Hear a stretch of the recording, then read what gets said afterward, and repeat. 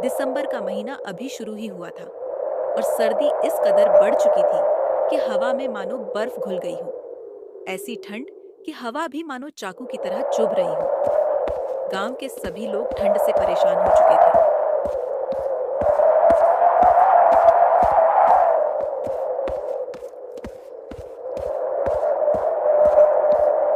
वहीं गांव में एक टूटी फूटी झोपड़ी में सुनील नाम का एक गरीब आदमी अपनी बूढ़ी माँ के साथ रहता था। बीमार माँ खाट पर पड़ी कांप रही थी, कमजोरी से उठ भी नहीं पा रही थी। सांस भारी, आंखें धुंधली और चेहरा झरझर। लेकिन बेटे का नाम पुकारने की ताकत अभी भी बाकी थी। सुनील, ओ बेटा, ज़रा पास आ जा। बहुत ठंड लग रही है। सीना जल रहा है बेटा।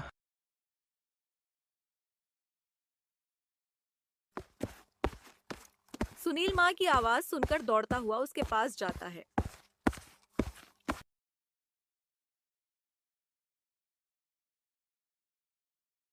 हाँ माँ, अभी लकड़ियां जलाता हूँ। मैं तो लकड़ियां लाने ही जंगल गया था। सुनील तुरंत लकड़ियां लाकर मां के पास आग जला देता है। माँ, अब ठंड से थोड़ी राहत मिली। हाँ बेटा, अब शरीर में थोड़ी गर्माहट लग रही है। क्या हुआ बेटा? इतना परेशान क्यों है तू? माँ, मैं कैसा बेटा हूँ जो अपनी माँ के लिए एक मोटा कंबल भी नहीं ला सकता। बेटा, ये तू क्या बोल रहा है? मुझे किसी चीज़ की ज़रूरत नहीं, बस तू मेरे पास बैठ। नहीं माँ, मुझे पता है कि मैं तुम्हारी किसी जरूरत को पूरा नहीं कर पाता, लेकिन तू चिंता मत कर माँ। मैं कल ही जमींदार जी से कुछ उधार मांगकर तुम्हारे लिए एक कंबल ले आऊंगा।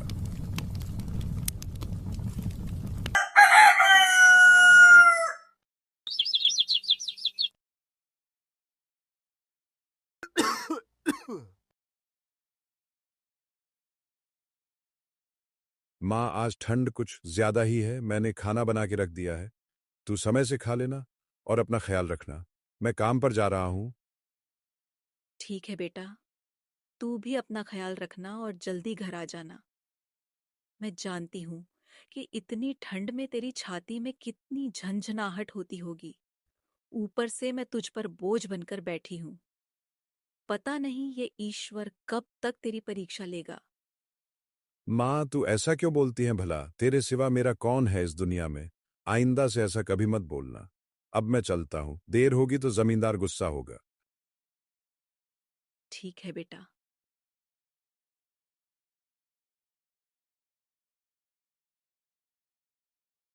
सुनील अपने फटे हुए गमछे को कसकर बांधता है और झोपड़ी का दरवाजा खोलकर बाहर निकलता है।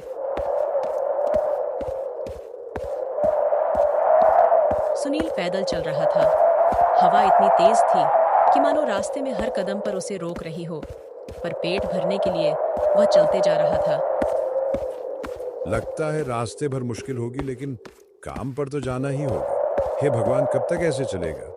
माँ को बीमार देखता हूँ तो हिम्मत टूट जाती है। सुनील यह सोचते हुए जा रहा होता है, तभी एक बुजुर्ग पास से गुजरते हैं। अरे सुनील बेटा, इतनी ठंड में काम पर जा रहा है। तू अपना ख्याल रखा कर। क्या करें काका, पेट की आग ठंड से बड़ी होती है, इसलिए घर से निकलना ही पड़ता है। हाँ बेटा, ये तो सच कहा तूने।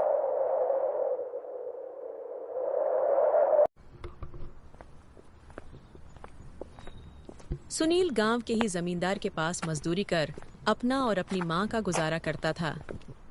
सुनील ठंड से कांपते हुए जमींदार के बड़े गेट से अंदर घुसता है।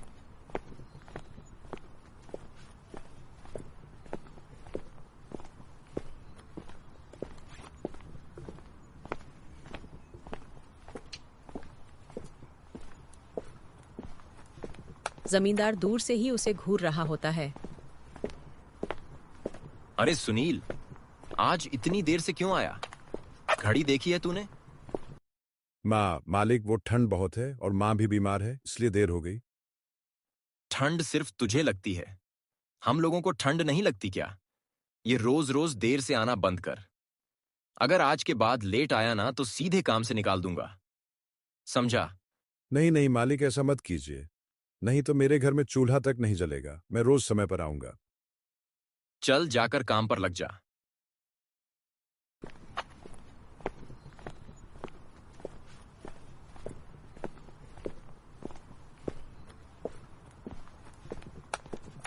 इसके बाद सुनील चुपचाप काम पर लग जाता है। ठंड से मजदूरों के शरीर एकड़ रहे थे, लेकिन सब काम पर लगे हुए थे। इस प्रकार सुबह से शाम तक सुनील ने काम में अपना सब कुछ झोंक दिया।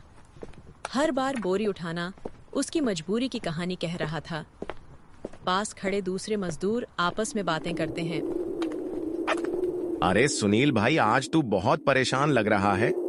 क्या बताऊं भाई, घर में खाने को कुछ नहीं। माँ भी बहुत बीमार है, ऊपर से ये ठंड का कहर। माँ रात भर ठंड से कपती है, उसके लिए एक मोटा कंबल लेना है। सोच रहा हूँ आज मालिक से थोड़े पैसे मांगू, शायद दे दे।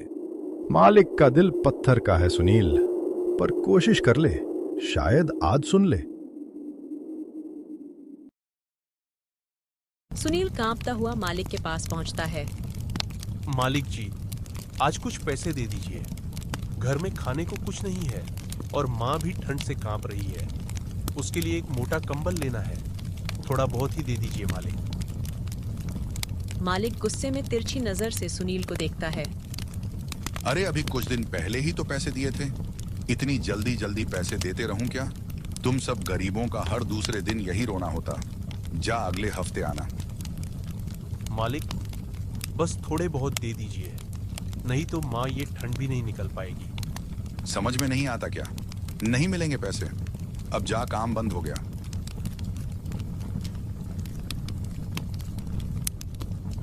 सुनील चुप हो जाता है। उसकी आंखें नम हो जाती हैं। वह धीरे धीरे बाहर निकल जाता है। सूरज ढल चुका था। सुनील मन ही मन सोचता है, हे भगवान, कौन सी परीक्षा ले रहा है तू? घर जाकर माँ को क्या जवाब दूंगा? दिन भर की मेहनत, थकान और मालिक के कठोर शब्दों का बोझ लेकर सुनील घर की ओर चल रहा था। उसके मन में निराशा थी, मगर उम्मीद की छोटी सी लौ अभी भी बुझी नहीं थी। तभी अचानक आसमान में बिजली चमकती है और तेज बारिश शुरू हो जाती है।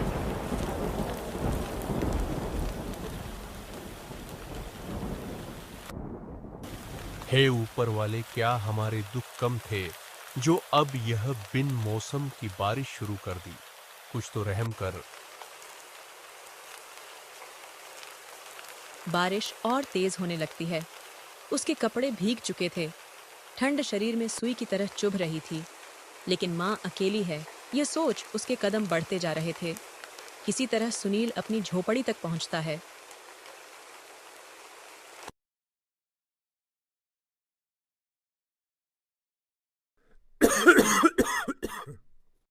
अंदर माँ ठंड से कांप रही थी। बेटा कहाँ रह गया था तू? बेटा तू तो पूरा भीग गया है। हाँ माँ, बहुत तेज बारिश हो रही है, लेकिन कोई बात नहीं, मैं अभी लकड़ियां जलाता हूं। तू भी तो ठंड से कांप रही है। सुनील जल्दी से लकड़ियां जलाता है और माँ के पास ही बैठ जाता है। माँ, आज तो खाने के लिए भी कुछ नहीं है। तुझे भूख लगी होगी। नहीं बेटा, मुझे भूख नहीं लगी है, लेकिन तुझे भूख जरूर लगी होगी। सारा दिन मजदूरी करके आया है और खाने के लिए कुछ नहीं है। नहीं माँ, मुझे भी भूख नहीं लगी है। दोनों माँ बेटा रसोई के खाली डब्बों से वाकिफ थे, इसलिए चुपचाप खाली पेट सो जाते हैं।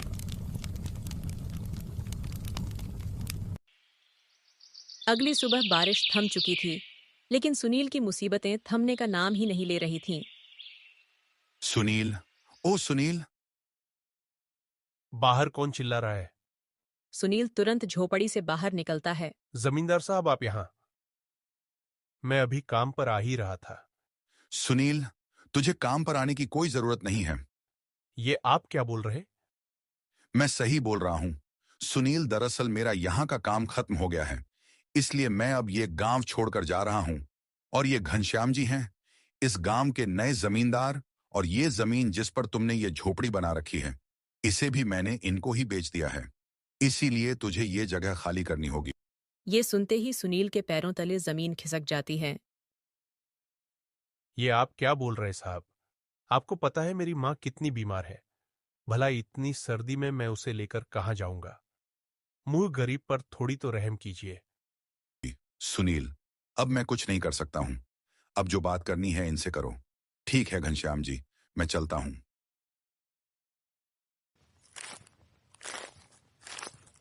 साहब, आप तो मेरी मजबूरी समझिए। देखो भाई, मैं भी कुछ नहीं कर सकता। दरअसल मुझे इस जमीन पर कारखाना लगवाना है और आज से ही काम शुरू करना है। इसलिए तुम्हें अभी इस झोपड़ी को खाली करनी होगी। हाँ, मैं बस तुम्हारे लिए इतना कर सकता हूं कि जब कारखाना तैयार हो जाएगा तो मैं तुझे उसमें काम जरूर दूंगा। सुनील उस आदमी के सामने बहुत हाथ जोड़ता है, लेकिन वह उसकी एक भी नहीं सुनता और वहां से चला जाता है। लखन, मैं जा रहा हूं, तू झोपड़ी खाली करवा के आना।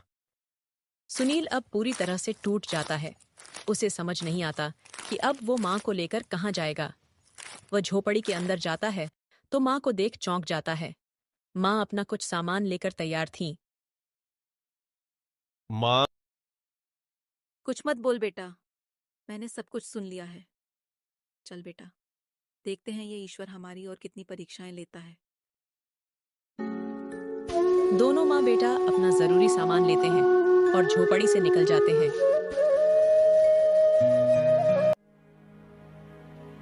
सुनील को कुछ समझ नहीं आ रहा था कि वो माँ को लेकर कहाँ जाए, और वो माँ से बोलता है, माँ कुछ समझ नहीं आ रहा है कि मैं इतनी ठंड में तुझे लेकर कहाँ जाऊं। बेटा, तू परेशान मत हो। ऊपर वाला हमें यहाँ तक लेकर आया है तो आगे का सफर भी वही तय करेगा।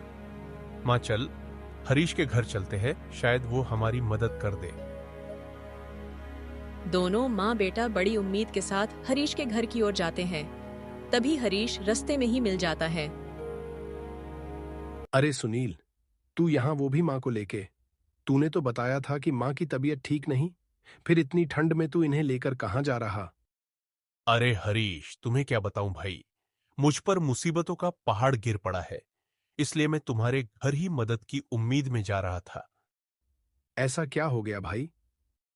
दरअसल हरीश, तुझे तो पता है कि हम जमींदार जी के जमीन पर झोपड़ी बना के रहते थे, और आज सुबह जमींदार साहब ने हमें झोपड़ी से निकल दिया है। सुनील हरीश को सारी बात बताता है। भाई, अब तू हम पर दया कर और अपने घर में 2-4 दिन के लिए पनाह दे दे।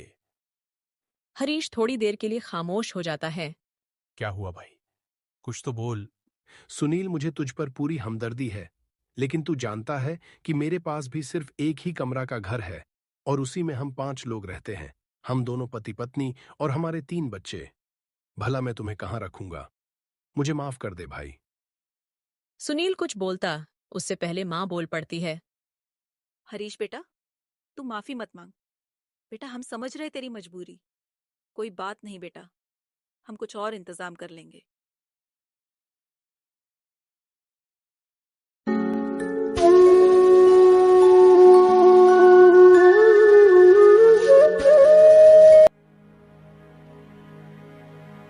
दोनों माँ बेटा गांव के चौपाल पर बैठ जाते हैं।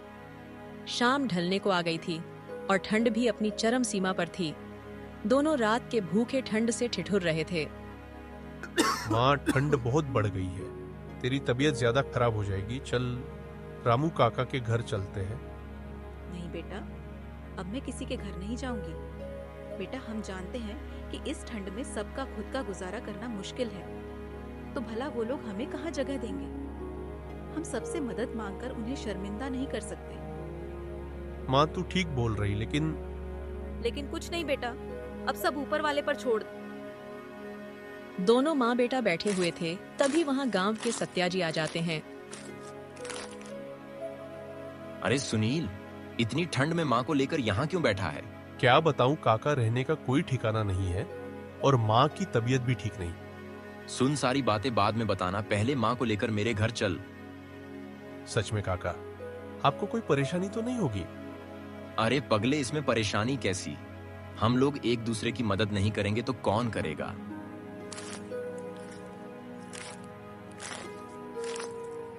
सत्याजी दोनों माँ बेटा को लेकर अपने घर पहुंचते हैं। राधा बेटी जरा लकड़ियां जला और कुछ गर्मा गर्म खाने को भी ला। राधा तुरंत लकड़ियां जलती और दोनों माँ बेटा पेट भरकर खाना खाते हैं और गर्मा गर्म चाय पीते हैं। उसके बाद सुनील काका को सारी बात बताता है। काका, आपका बहुत बहुत शुक्रिया। अगर आज आप मदद न करते तो पता नहीं इस ठंड में हमारा क्या होता। बेटा, कभी कभी किस्मत साथ नहीं देती, लेकिन तू कभी हार नहीं मानना और आराम से यहाँ रहे। भाई साहब, ये बिटिया कौन है? आपका तो सिर्फ एक बेटा है ना, जो शहर में रहता है। बहन जी, ये राधा है मेरी बहन की बेटी, और अब इसके माता पिता के गुजर जाने के बाद ये मेरे पास ही रहती हैं। और अब यह मेरी जिम्मेदारी है, बस एक बार इसकी शादी एक अच्छे लड़के से करवा दूं। राधा बूढ़ी माँ का बहुत ख्याल रखती है। इधर सुनील भी गांव में छोटा मोटा काम करने लगता है। इस तरह कुछ दिन गुजर जाते हैं और एक दिन सत्या जी सुनील की माँ से बोलते हैं। बहन जी, राधा को आपसे एक माँ का प्यार पाकर देख बहुत खुशी होती है। भाई साहब, सच कहूँ तो मुझे बिटिया के साथ बहुत खुशी होती है। वो मेरा बहुत ख्याल भी रखती है। बहन जी, कई दिनों से मन में एक बात चल रही, आप बुरा ना माने तो बोलूं। हाँ हाँ भाई, जरूर बोलिए। मैं राधा का ब्याह सुनील के साथ करना चाहता हूं, अगर आपको कोई ऐतराज ना हो। अरे भाई साहब, आपने तो मेरी दिल की बात बोल दी। मैंने तो जब से राधा को देखा है, तब से ही इसे बहू बनाना चाहती हूँ। लेकिन हमारी स्थिति ऐसी है कि मैं आपसे कुछ नहीं बोल पाई। बहन, सुनील एक बहुत ही ईमानदार, मेहनती और समझदार लड़का है, और मुझे अपनी राधा के लिए ऐसा ही लड़का चाहिए। रही बात धन दौलत की, तो बस अभी सुनील की किस्मत उसके साथ नहीं, लेकिन जल्दी ही उसके भी अच्छे दिन आएंगे। आप घबराओ नहीं। दोनों सुनील और राधा की शादी के लिए तैयार हो जाते हैं और दूसरे दिन ही मंदिर में उनका ब्याह करवा देते हैं। सुनील बेटा, आज मैं तुझे कुछ देना चाहता हूं बेटा। काका, आप हमारे लिए बहुत कुछ कर चुके हैं। अब हमें सिर्फ आपका आशीर्वाद चाहिए। चाहता हूं बेटा, बस तुम सब मेरे साथ चलो।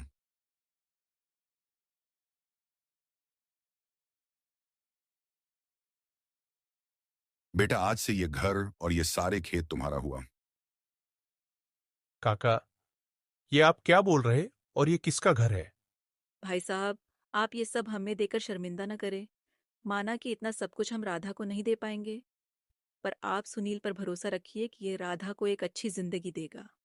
बहन जी, आप लोग गलत समझ रहे हैं। आप लोग पहले मेरी पूरी बात तो सुनिए। दरअसल ये घर और ये सारे खेत मेरी बहन के हैं, जो अब राधा के नाम है, और अब ये सब कुछ सुनील का हुआ।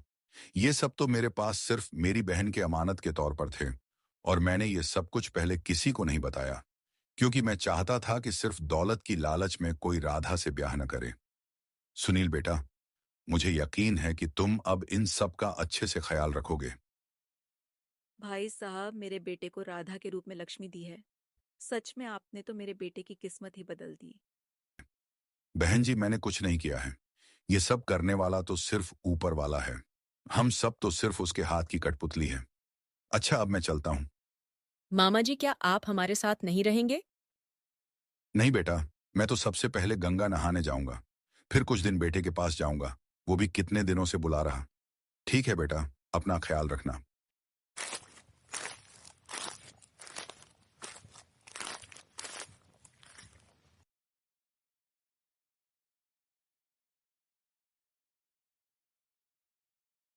माँ जब झोपड़ी से निकाल दिए गए थे तो भगवान पर बड़ा गुस्सा आ रहा था, लेकिन आज बहुत पछतावा हो रहा है। बेटा, कहते हैं ना कि मन का हो तो अच्छा और ना हो तो और अच्छा, क्योंकि उसमें भगवान की मर्जी होती है। सीतापुर नामक एक गांव में 3 भाई रहते थे। बड़े का नाम रमेश, मंझले का नाम सुरेश और सबसे छोटे भाई का नाम था भोला। पिताजी गुजर चुके हैं। तीनों भाई का विवाह भी हो गया। आज तीनों पिता की संपत्ति का बंटवारा कर रही हैं। हाँ देखो भाई, मैं सबसे बड़ा हूं, इसलिए मैं बंटवारे का काम करूंगा। बोलो, तुम लोगों को मंजूर है? भैया, मैं तो मंजला हूं। आप जो बोलोगे मुझे स्वीकार है। भैया, आप दोनों तो मेरे बड़े भैया हो, मैं तो सबसे छोटा हूं। आप लोग जो फैसला करोगे मैं उसे स्वीकार कर लूंगा। पिता के जाने के बाद आप दोनों को मैं पिता स्वरूप मानता हूं। तो फिर ठीक है, सबसे पहले हम खेतों का बंटवारा करते हैं। देखो भाई, हमारे पास 2 खेत हैं और 1 मेड़ है। हम लोग 3 भाई हैं, इसलिए 2 खेत में से 1 मैं और 1 मंझला सुरेश का होगा और बचा मेड़ छोटा भाई यानी कि भोले का होगा। अरे वाह, बहुत अच्छा निर्णय है भैया, मुझे मंजूर है। कहो भोला, तुम तो चुप हो गए, क्या तुम्हें मंजूर नहीं? नहीं नहीं भैया, आप जो कहेंगे वो मुझे मंजूर है। अच्छा, तो ठीक है। अब बारी आती है हमारे पिताजी द्वारा लगाए गए संतरे के पेड़ का। चलो, अब संतरे के पेड़ के पास चलते हैं। अब तीनों भाई संतरे के पेड़ के पास आते हैं। संतरे के पेड़ में 2 डाली है। दोनों डालियों में संतरे लदे हुए हैं। देखो भाई, ये है संतरे का पेड़। अब इसका बंटवारा भी कर लेते हैं। देखो, इसमें 2 डाली हैं और 1 जड़ है। इन 2 डाली में से 1 डाली मेरा होगा और 1 सुरेश का होगा और जड़ भोला का होगा। बहुत अच्छा भैया, ये फैसला भी मुझे मंजूर है। आप लोग तो बड़े हो, मैं तो सबसे छोटा हूं। मैं भला आप लोगों की बात को कैसे टाल सकता हूं? मुझे भी मंजूर है भैया। अब तीनों भाई घर आते हैं। सुरेश, भोला, अब मैं घर का बंटवारा भी कर देता हूं। इस घर में 4 कमरे हैं और 1 छत है। 2 कमरा मेरा होगा और 2 कमरा सुरेश का, और जो खप्पर का छत बच जाएगा वो भोला का होगा। बड़े भाई के इस फैसले से भोला बहुत दुखी हो जाता है। फिर भी बड़े भाई का फैसला मानकर वो कुछ नहीं कहता है। इस तरह घर का बंटवारा भी पूरा हो जाता है। दूर खड़ी बूढ़ी माँ ये सब देख रही थी। अरे भैया, खेत, पेड़ और घर के बाद और एक जरूरी चीज तो आप भूल ही गए। अरे सुरेश, वो क्या जरूरी चीज है जो मैं भूल गया हूं? भैया, पिताजी हम तीनों भाइयों के लिए कुछ रुपए पैसे भी तो छोड़ गए हैं, आप उसे कैसे भूल सकते हो? अरे हाँ, याद आया। जरा रुको, मैं अभी लेकर आता हूं। बड़ा भाई रमेश घर के अंदर से एक मटका लेकर आता है जिसमें कई सिक्के भरे थे और उनमें से कुछ पुराने जमाने के सिक्के भी थे। देखो भाइयों, इसमें 2 प्रकार के सिक्के हैं। एक जो अभी वर्तमान में चल रही हैं, वहीं दूसरा जो हमारे दादा के दादा के दादा जमाने के हैं, यानी कि बहुत पुराने जमाने के सिक्के हैं, जो कि कुछ अजीब धातुओं के साथ बनाया गया है। तो भैया, अब इन सिक्कों का कैसे बंटवारा करोगे आप? तो सुनो, अभी के जमाने में जितने भी सिक्के चल रहे हैं, उन सिक्कों को मैं और मंझला भाई सुरेश का होगा, और जो सिक्के बहुत पुराने हैं, जो कि पुराने धातुओं से बनाए गए हैं, वो भोला का होगा। इस तरह दोनों भाई रुपए पैसे को भी ले जाते हैं और भोला के हाथों में पुराने जमाने के सिक्के रख देते हैं। भोला ये सब नाइंसाफी देखकर बहुत दुखी होता है और बोलता है, भैया, आप दोनों ने तो सारे रुपए पैसे ले लिए, फिर भी अगर मेरे तकदीर में सिर्फ ये पुराने सिक्के ही लिखे हैं तो मैं उसे स्वीकार करता हूं। भोला अपने हिस्से सिक्कों को लेकर घर के अंदर जा ही रहा था कि तभी बड़ा भाई उसे रोककर कहता है, अरे भोला, तू पगला गया है क्या? तूने सुना नहीं? बंटवारा हो गया है। अब इस घर में हम रहेंगे। तुम्हारा हिस्सा तो छत में है, तुमको तो बंटवारा में छत दिया गया है। अब तुम उस खप्पड़ छत में जाके रह सकते हो। इस घर के अंदर अब तुम नहीं रह सकते। अब ये घर हम दोनों का हुआ। भैया, आप ये कैसी बातें कर रहे हो? मैं कहाँ जाऊंगा? मेरी तो अभी अभी शादी हुई है। मैं अपनी पत्नी को लेकर कहाँ रहूंगा भैया? अरे भोला भाई, ये तो तुम्हें पहले सोचना था ना, जब बंटवारा चल रहा था। अब पछताए क्या करें जब चिड़िया चुग गई खेत। दोनों भाई ने भोला और उसकी पत्नी को घर से बाहर कर दिया। बेटा, तुम दोनों ने भोला के साथ ये अच्छा नहीं किया। मुझे पता है कि बचपन से ही तुम दोनों भोला को पसंद नहीं करते, क्योंकि वो तुम्हारा सगा जो नहीं। अम्मा, जब आप जानती हो कि वो हमारा सगा नहीं, तो भला पिताजी की दौलत में उसका हक कैसा? हाँ माँ, और इसीलिए तो हमने पिताजी के जीते जी बंटवारा नहीं किया, क्योंकि हमें पता था कि पिताजी इन सारी दौलत में भोला का भी हिस्सा लगाने बोलेंगे। भैया, सिर्फ हिस्सा नहीं, पिताजी तो सारा धन ही भोला के नाम कर देते। उनका प्रिय बेटा जो था। यानी कि तुम दोनों अपने पिता के सामने सिर्फ दिखावे के लिए भोला को अपने सगे भाई की तरह रखते थे। आप पिताजी किसी भी ऐरे गहरे को हमारा भाई बना के घर ले आए थे, तो क्या हम उसे भी अपना हिस्सा दे दें? एक बात जान लो तुम दोनों ने भोला के साथ बहुत गलत किया है और एक दिन तुम्हें इस गलती के लिए बहुत पछतावा होगा। वहीं दोनों पति पत्नी गांव के तालाब किनारे अपनी एक छोटी सी कुटिया बनाकर रहने लगे। हे भगवान, ये हमारे साथ क्या हो रहा है? अब ना घर का रहे ना घाट का, कैसे चलेगा जीवन? 2 वक्त की रोटी तो छोड़ो, एक रोटी भी नसीब में नहीं है। अब रोते क्या हो? जब बंटवारा हो रहा था तब तो तुम्हारी अकल घास चरने गई थी। मेरी मती मारी गई थी जो मैंने तुम्हारे साथ विवाह किया।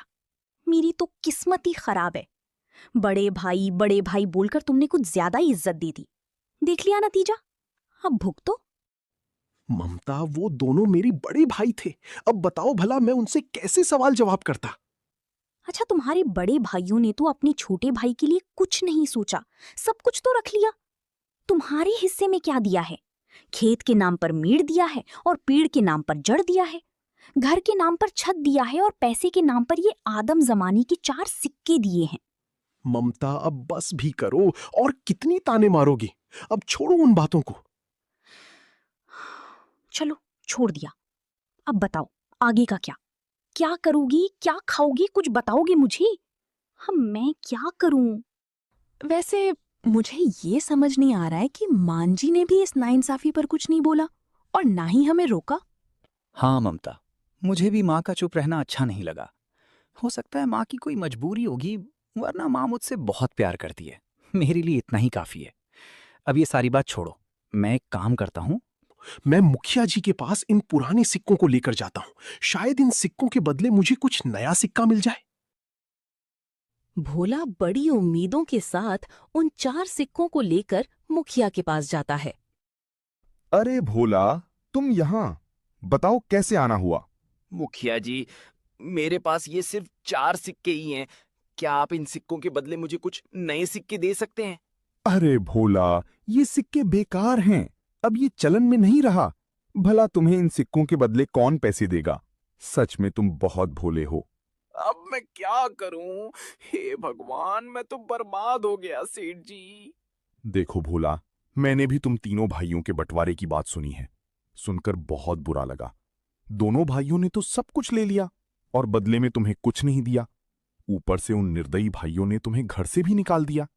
हे भगवान, ऐसा भाई तो दुश्मनों को भी ना मिले। अभी क्या करूं मुखिया जी? लगता है मेरी तकदीर में कुछ नहीं है।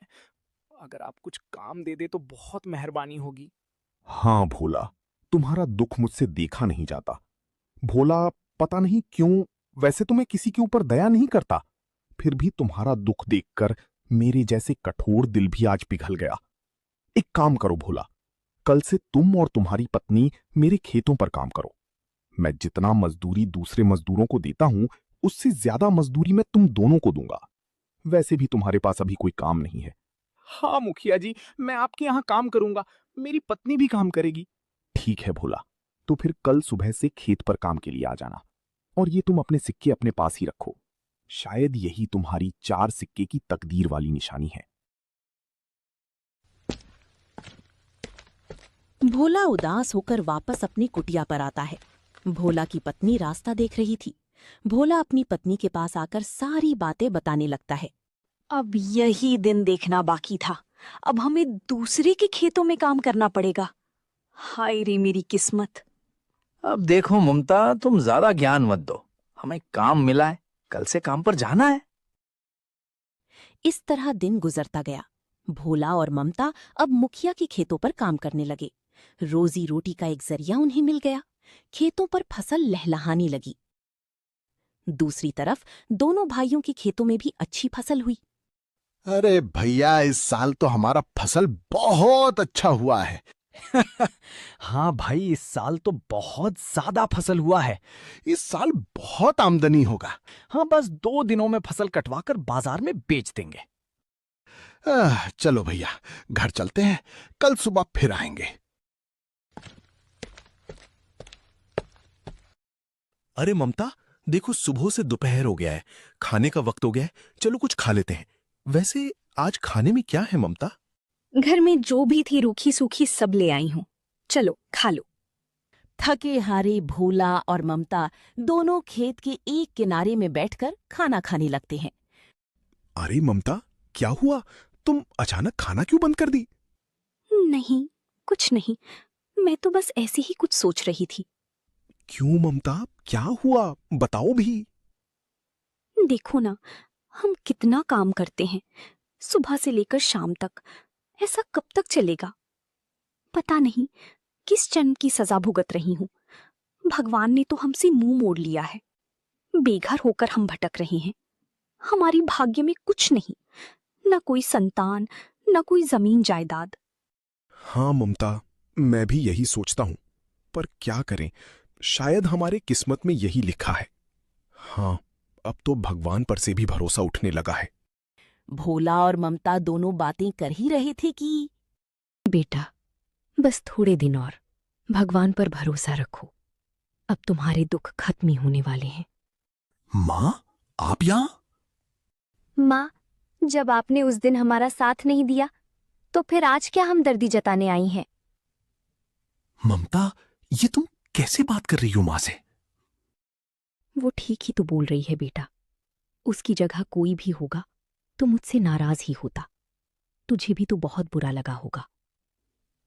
नहीं मां, मुझे आपसे कोई नाराजगी नहीं।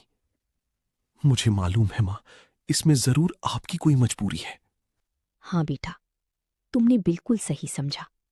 लेकिन अब वो समय आ गया है जब मैं तुम्हारा साथ दूंगी। मां, ये आप क्या बोल रही हैं? भोला, अब तुम्हें वही करना है जो मैं बोलूंगी। लेकिन करना क्या है मां? भोला, आज रात को तुम लोग अपने खेत पर आ जाना। मैं तुम्हें वहीं मिलूंगी। बेटा, ज्यादा सवाल मत कर और रात को खेत पर मिलना। ठीक मां। आधी रात का समय था। चारों तरफ सन्नाटा पसरा हुआ था। भोला, उसकी पत्नी ममता और माँ खेत के बीचों बीच खड़े थे।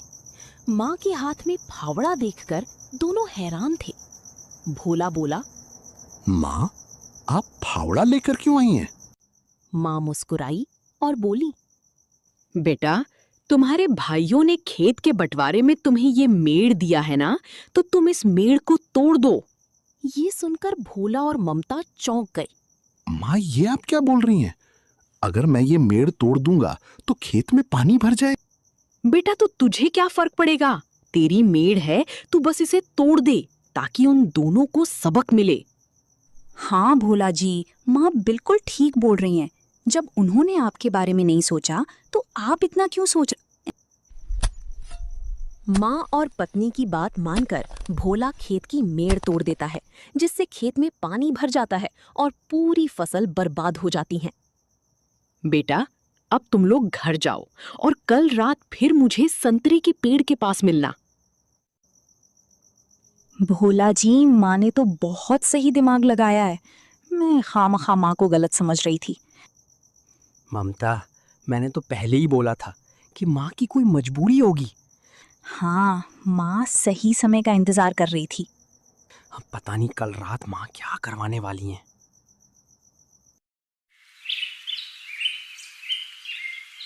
अगली सुबह जब दोनों भाई खेत पर पहुंचते हैं। हे भगवान, ये क्या हो गया? हमारे सभी फसल तो बर्बाद हो गया। कितनी अच्छी फसल लगी थी। सोचा था इस साल सोने के गहने लूंगा, पर सपना सपना ही रह गया। अरे भाई, हम दोनों तो बर्बाद हो गए रे।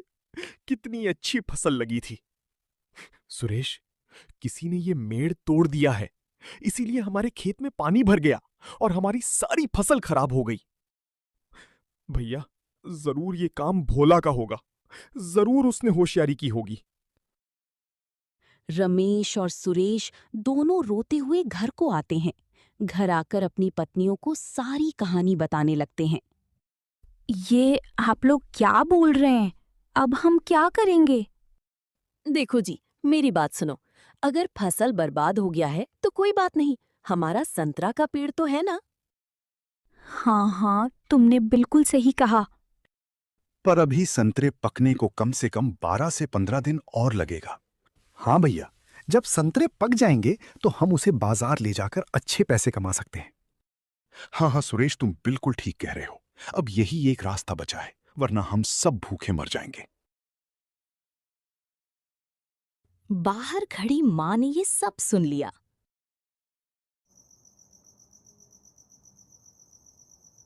दूसरी रात भोला, ममता और माँ संतरे के पेड़ के पास पहुंचे।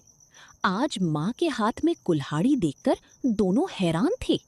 माँ, आज आप क्या करने वाली हैं? सुनो जी, क्या यही वो संतरे का पेड़ है? हाँ ममता, यही तो बंटवारे वाला संतरे का पेड़ है। हाँ, एक डाल पर बड़े भैया और एक डाल पर मंझला भैया का अधिकार है। हमारा हिस्सा कौन सा है?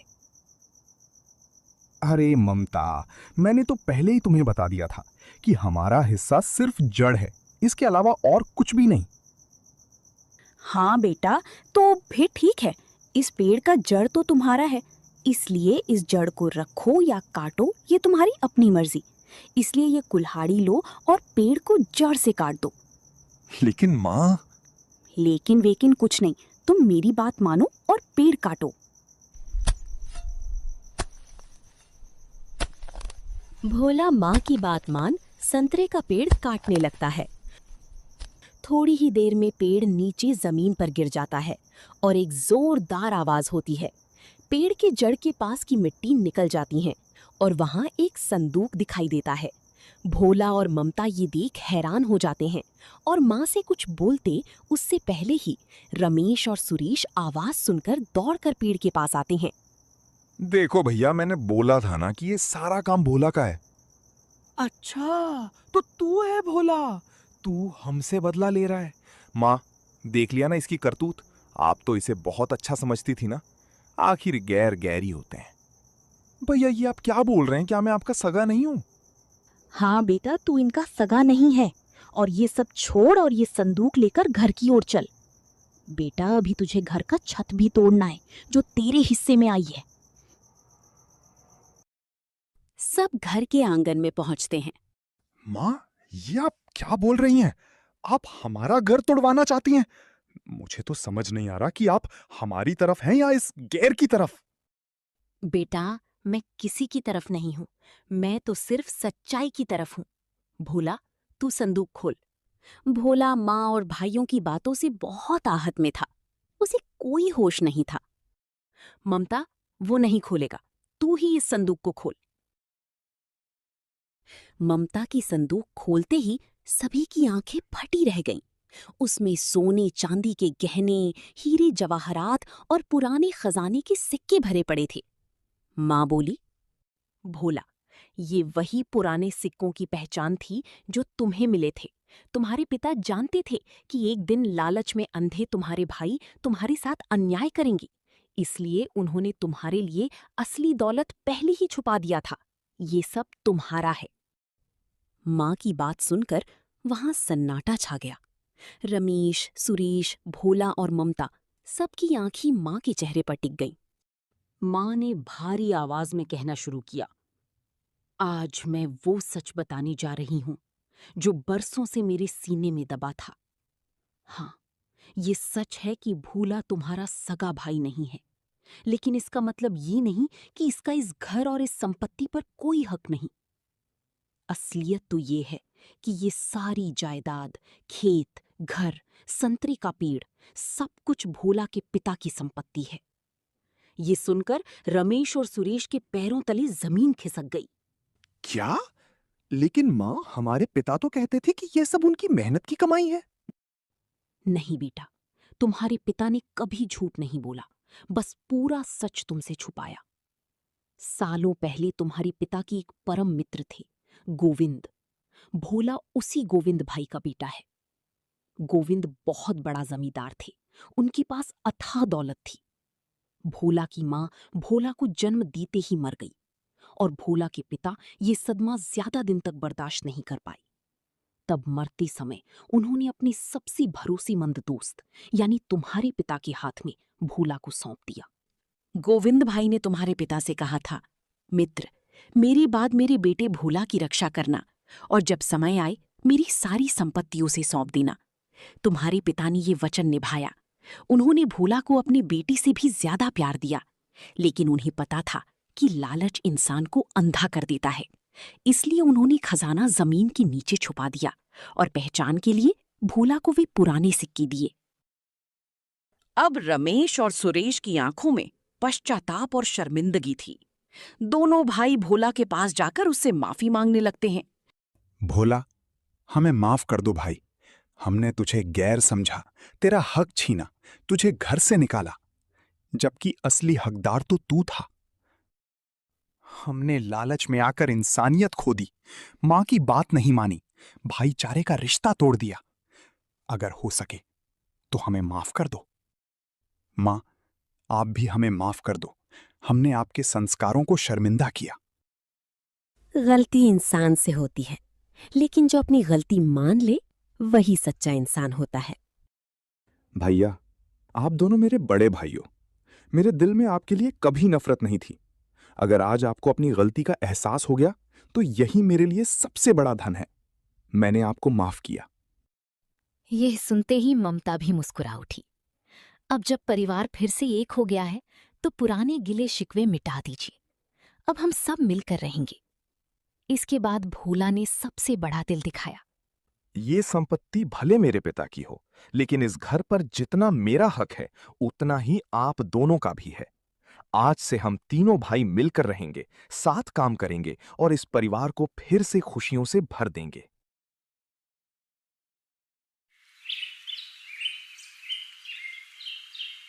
धीरे धीरे उनका परिवार पूरे गांव में प्रेम, एकता और भाईचारे की मिसाल बन गया। लालच रिश्तों को तोड़ता है, लेकिन पश्चाताप, क्षमा और प्रेम टूटे हुए रिश्तों को फिर से जोड़ देते हैं।